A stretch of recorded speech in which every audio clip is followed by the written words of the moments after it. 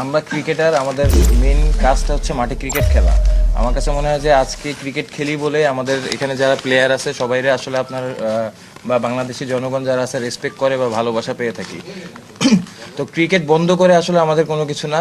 আমরা চাই যে ক্রিকেট মাঠে খেলা থাকুক এবং খেলা হোক এবং প্রফেশনালিজম মেনটেন করে যাতে সবাই আমরা ক্রিকেট খেলতে পারি মাঠে, এটা সব থেকে বড় লক্ষ্য থাকে। আমার কাছে মনে হয় যে ঢাকা লিগ নিয়ে যে কোশ্চেনটা আসছে, যে ঢাকা লিগ কিন্তু আমাদের বাংলাদেশ ক্রিকেটের সব থেকে বড় একটা জায়গা যেখানে আসলে মানে সব ক্রিকেটাররা অংশগ্রহণ করে থাকে। আমরা হয়তো বিপিএল খেলতেছি খুব কিছু সংখ্যক মানুষ, কিন্তু first division, second division, third division যারা আরও নিচে আছে তাদের অনেকের ফ্যামিলি চলে এই ক্রিকেটের উপরে এবং এখান থেকে বড় প্লেয়ার চলে আসে। সো ঢাকা ক্লাব মানে ঢাকা লিগের ক্লাবগুলো ছাড়া আসলে বাংলাদেশ ক্রিকেট কিন্তু খুব ভালো একটা জায়গায় যাবে এটা আমরা আশা করতে পারি না। অবশ্যই আমরা চাই যে সব জায়গায় ক্রিকেট খেলা হোক এবং আমরা মাঠে আমরা সব থেকে প্রপারলিভাবে ক্রিকেট খেলতে চাই, এটাই হচ্ছে আমাদের সব থেকে বড় আশা।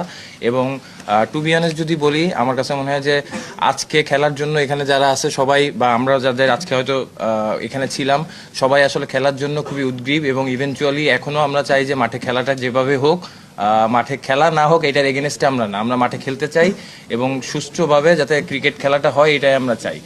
আর ঢাকা লিগ নিয়ে যেটা বলবো, যে ঢাকা লিগে দেখেন first division, second division, third ডিভিশনে কয়েকবার আলোচনা হয়েছে। বিসিবি হয়তো কিছু পদক্ষেপ নেওয়ার কথা বলেছে এবং নিতে চেয়েছে, বাট অবভিয়াসলি কিছু কারণে হয়তো এই জিনিসগুলো প্রপারলি হচ্ছে না।